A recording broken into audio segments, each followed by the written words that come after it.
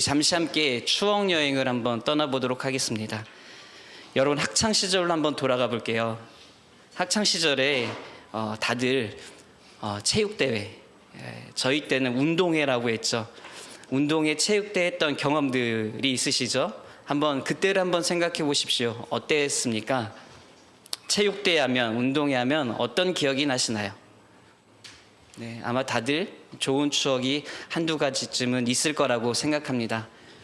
저희 때는 체육대회, 운동회를 가을에 주로 했었거든요. 그런데 요즘에는 봄에 이렇게 학교들이 체육대회, 운동회를 하더라고요. 여러분, 체육대회의 꽃, 체육대회의 하이라이트가 과연 무엇일까요? 어떤 거요? 계주, 그렇죠.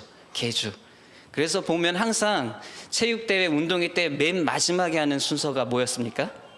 계주였죠. 달리기였습니다. 며칠 전에 제 딸도 학교에서 체육대회를 했습니다. 근데 딸이 반대표로 계주 달리기에 대표로 나간다고 그러더라고요. 그러면서 저에게 이런 말을 했습니다.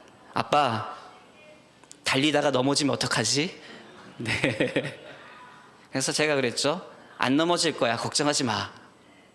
그런데 잠시 후에 또 딸이 저에게 말했습니다. 아빠, 달리다가 넘어지면 어떡하지? 그래서 저는 또 이야기했죠. 괜찮아. 걱정하지 마. 안 넘어져. 그리고 또 잠시 또 있다가 또 딸이 저에게 또 물었습니다. 아니, 달리다가 넘어지면 어떡해? 제가 뭐라고 대답했을까요? 네, 뭐라고 대답했을까요? 저 그렇게 나쁜 사람 아닙니다. 괜찮아, 걱정하지 마, 안 넘어져. 네, 그렇게 이야기했습니다. 네, 그렇게 해서 이제 딸아이의 이제 체육대회가 잘 마쳤는데 물어보니까 넘어지지 않고 자기 몫은 잘 달렸다고 그렇게 이야기를 하더라고요. 여러분, 계주에서 승리하기 위해서 제일 중요한 것이 무엇이라고 생각합니까? 계주에서 승리하기 위해서 중요한 것이 무엇일까요? 물론 빨리 달리는 것이겠죠. 누구 못지않게 빨리 달려야지 계주에서 승리할 수 있겠죠. 그런데요, 빨리 달리는 것 못지않게 중요한 것이 하나 더 있습니다. 그것은 바로, 그렇죠, 바통 터치입니다. 왜냐하면 여러분들도 다 잘 아시다시피 선수들이 아무리 빨리 달려도요, 바통 터치가 제대로 되지 않으면요, 소용이 없습니다. 그러면 결코 그 경기에서 이길 수가 없습니다.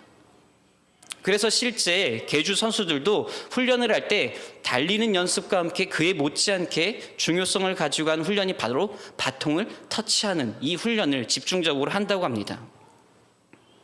그런데 여러분, 계주에서 이렇게 바통 터치가 중요한데요, 그 바통 터치보다도 더 중요한 바통 터치가 있습니다.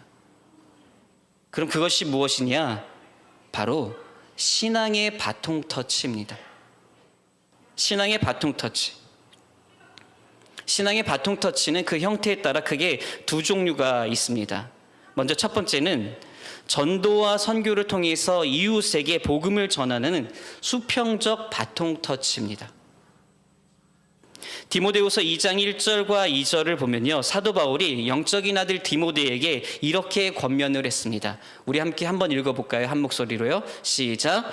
내 아들아, 그러므로 너는 그리스도 예수 안에 있는 은혜 가운데서 강하고 또 내가 많은 증인 앞에서 내게 들은 바를 충성된 사람들에게 부탁하라. 그들이 또 다른 사람들을 가르칠 수 있으리라. 아멘. 자, 바울이 디모데에게 한 이 말은요, 내가 너에게 전달한 신앙의 바통을 충성된 사람들에게 다시 전달해라. 그러면 또 그들이 다른 사람에게 또 그 바통을 전달하게 될 것이다 라고, 그런 의미에서 이렇게 바울이 디모데에게 한 이야기입니다. 그러니까 지금 바통 터치가 바울로부터 시작해서 어떻게 전달되고 있는 것입니까?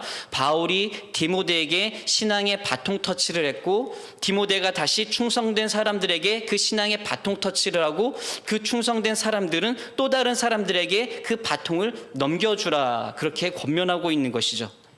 이것이 바로 신앙의 수평적인 바통 터치라고 말할 수가 있습니다. 자, 그럼 또 다른 신앙의 바통 터치는 한 가지가 있는데요. 그것이 무엇이냐? 그것은 바로 가정 안에서 부모가 자녀에게 신앙을 전수하는 수직적 바통 터치라고 말할 수가 있습니다. 우리가 잘 아는 말씀, 쉐마교리라고도 불리는 신명기 6장 4절부터 9절까지의 말씀을 보면요, 모세가 이스라엘 백성에게 이렇게 명령했습니다. 내 자녀에게 부지런히 가르쳐라 라고 그렇게 명령했습니다. 그럼 모세는 무엇을 자녀들에게 부지런히 가르치라고 권면한 것이냐? 바로 율법, 하나님의 말씀이죠. 하나님의 말씀을 너의 자녀들에게 부지런히 가르쳐라. 그러면 내 자녀도 마음을 다하고 뜻을 다하고 힘을 다하여서 하나님을 사랑하게 될 것이다. 이런 의미를 담은 말씀이 바로 쉐마교리 신명기 6장 4절부터 9절까지의 말씀입니다. 다시 말해서 모세가 이스라엘 백성들에게 강조했던 것은 신앙의 수직적인 바통 터치였던 것입니다. 자, 여러분, 제가 지금까지 말씀 권면을 시작하면서 바통 터치에 대해서 계속 이야기하고 있는데요. 특별히 신앙의 바통 터치에 대해서 이야기를 했는데요. 오늘 이 시간 여러분들에게 이것을 이야기하는 이유는요, 오늘 우리가 다시 한번 우리의 불편한 현실을 마주하기 위해서입니다. 얼마 전에 영상 하나를 봤는데 그 영상 속에 이런 내용이 담겨 있었습니다. 한국 20대 기독교인 청년 반토막 났다.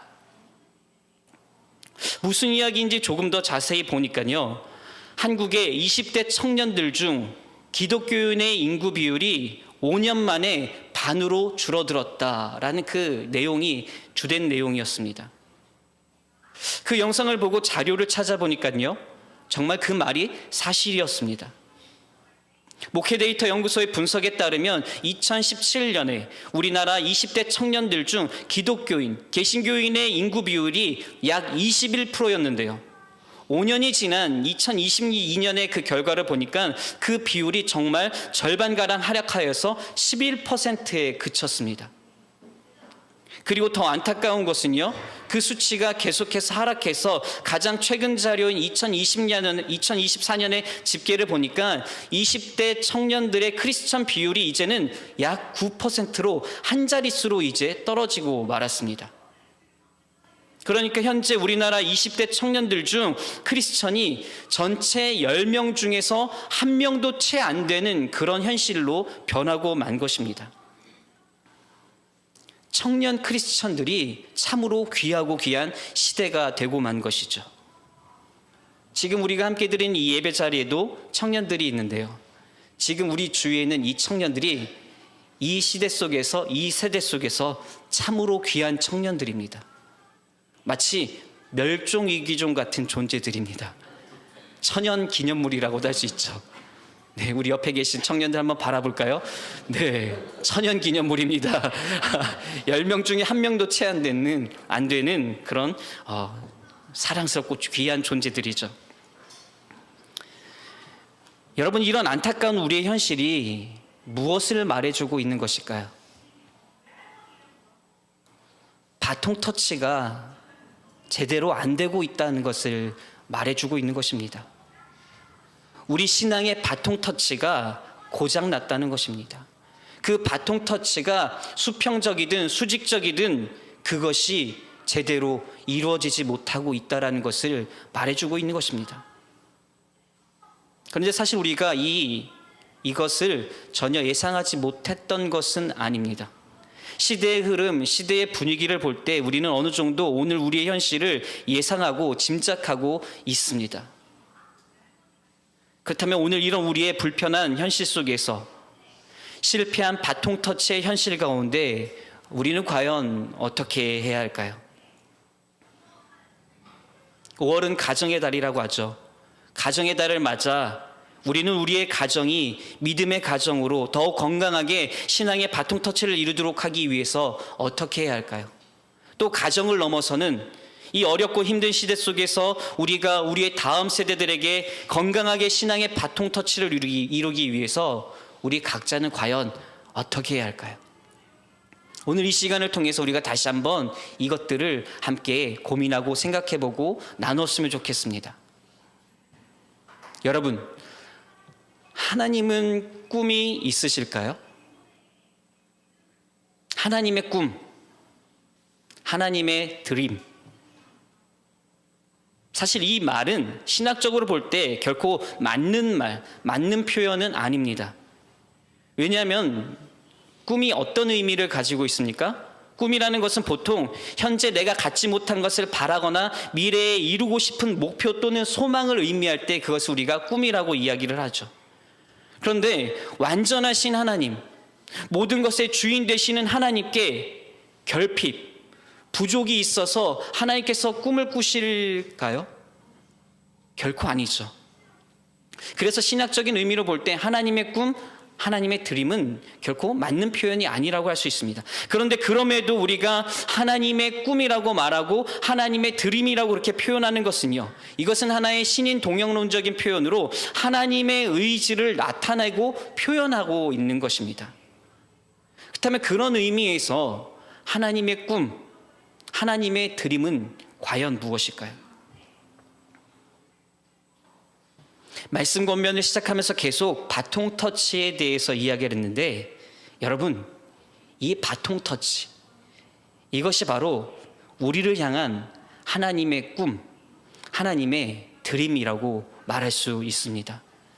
우리를 통해서 신앙의 수평적인 바통 터치, 저와 여러분을 통해서 우리 신앙의 수직적인 바통 터치가 제대로 이루어지는 것, 우리를 통해서 우리의 다음 세대에게 온전한 신앙 계승이 이루어지게 하는 것, 그것이 오늘 저와 여러분을 향한 하나님의 꿈, 하나님의 드림이라고 말할 수 있는 것이죠.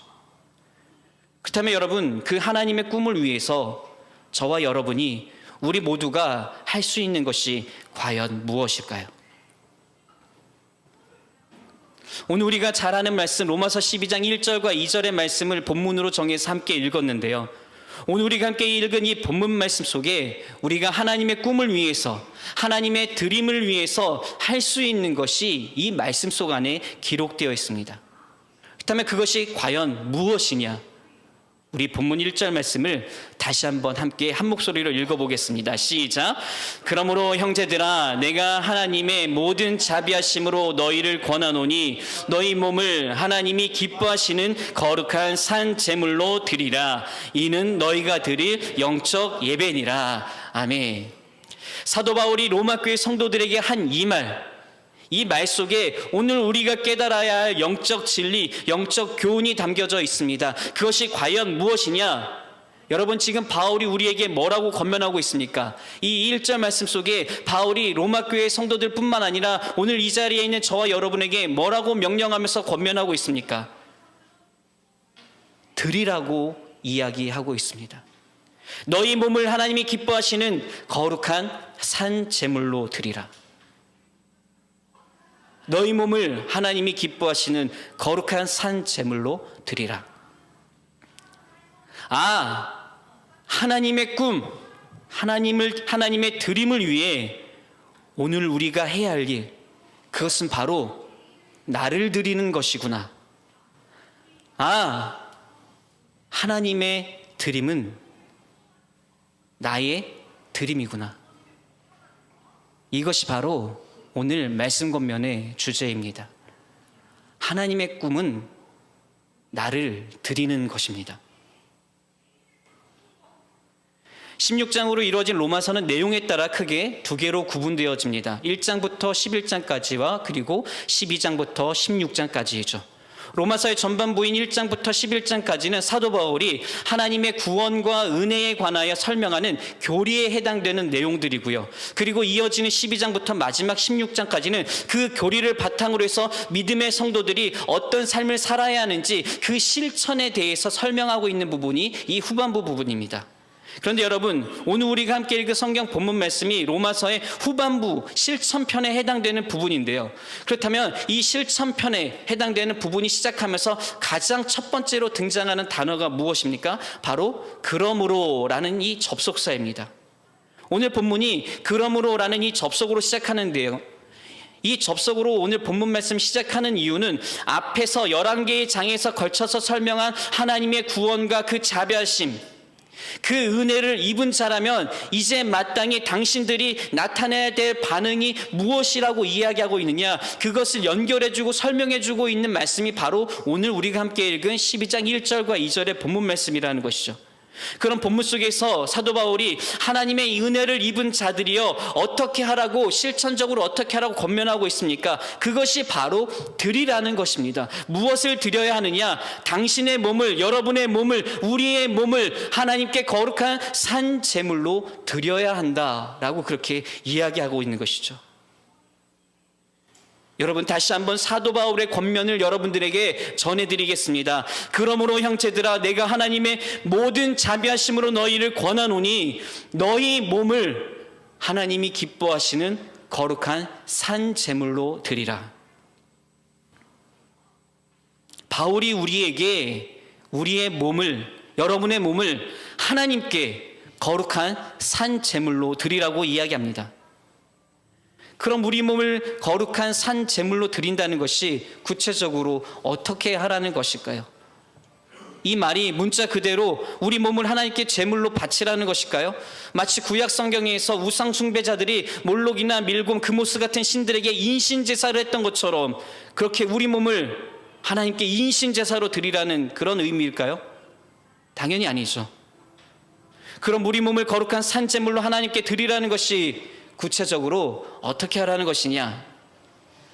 먼저 거룩한이라는 이 형용사 단어를 보면요, 이 단어는 헬라어로 하기오스라고 하는데요, 이 하기오스라는 단어는 구약의 히브리어 카도시를 번역한 것입니다. 그럼 이 두 단어가 모두 어떤 의미를 담고 있느냐? 분리됨, 구별됨, 이것을 의미하고 있습니다. 그러니까 거룩한, 이 말은 분리된, 구별된 이라는 뜻이죠. 그래서 바울이 우리에게 거룩한 산 제물이 되라는 것은 분리된 산 제물, 구별된 산 제물이 되라는 것입니다. 무엇과 분리된, 무엇과 구별된일까요? 이 세상과 분리된, 이 세상과 구별된 그런 산 제물이 되라고 말하고 있는 것입니다. 그럼 또 산 제물은 무엇을 의미할까요? 제물은 본래 죽여서 드리는 것입니다. 죽지 않은 것은 제물이 될 수 없습니다. 그래서 구약 성경을 보면 이스라엘 백성들이 성막에서 하나님께 제사를 드릴 때 제물을 바치기 위해서 가장 먼저 하는 것이 무엇입니까? 그 제물을 죽이는 것이었습니다. 그 제물이 피를 흘리게 하는 것이었습니다. 그렇다면 그 의미로 볼 때 우리도 우리 몸이 제물이 되기 위해서는요, 마찬가지로 죽어야 합니다. 피 흘려야 하는데요, 하지만 다행히도 우리는 피를 흘릴 필요가 없습니다. 왜냐? 에베소서 5장 2절 말씀을 보면요, 이렇게 기록되어 있습니다. 그리스도께서 너희를 사랑하신 것 같이 너희도 사랑 가운데서 행하라. 그는 우리를 위하여 자신을 버리사 향기로운 제물과 희생 제물로 하나님께 드리셨느니라. 예수님이 우리를 대신해서 이미 피를 흘리셨기 때문에, 예수님이 우리를 대신해서 희생 제물이 되셨기 때문에, 그래서 예수님의 그 사랑과 희생으로 인하여 우리는 피를 흘릴 필요가 없습니다. 우리가 죽을 필요가 없는 것이죠.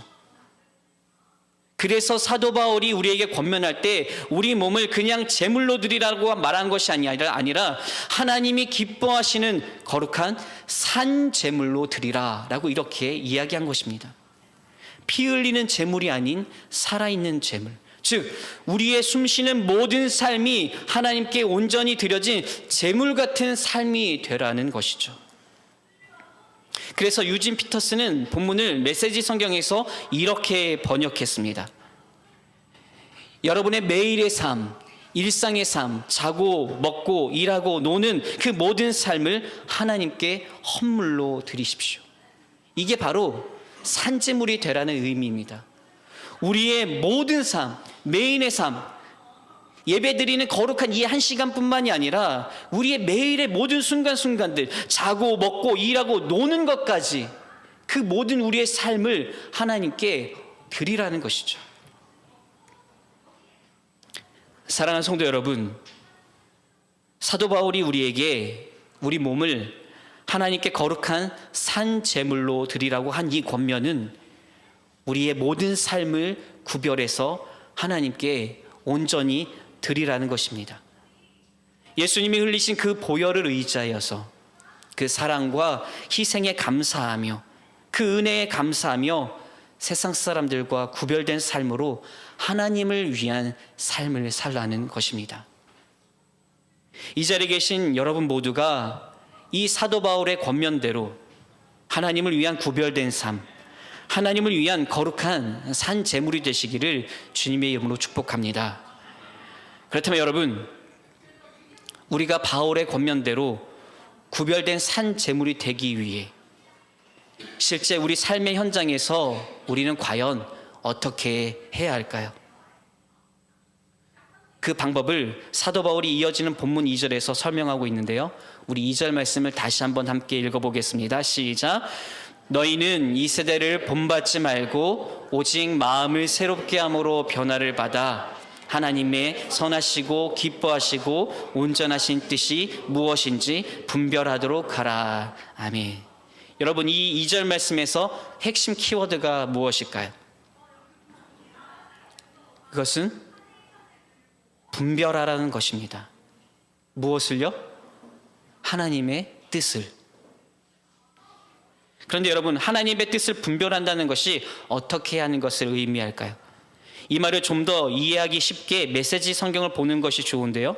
유진 피터스는 이 말을 하나님께 시선을 고정한다라고 번역했습니다. 하나님의 뜻을 분별하는 것, 그것은 우리가 하나님께 시선을 고정하는 것입니다. 다른 헛된 것들을 바라보지 않고 하나님만 바라보는 것, 하나님께 우리의 시선을 고정하는 것, 그것이 바로 우리가 하나님의 뜻을 분별하는 것입니다. 우리가 그렇게 하나님께 우리의 시선을 두고 우리의 시선을 고정할 때, 그때 우리는 사도 바울이 말한 것과 같이 이 악한 세대를 본받지 않게 되는 것이고, 우리가 하나님께 우리의 시선을 고정할 때 우리의 마음은 새롭게 변화를 받게 될 것이며, 결국 그런 우리의 삶이 이 세상 사람들과 구별되어서 하나님께서 기뻐하시는 거룩한 산제물의 삶이 되는 것이라는 것이죠.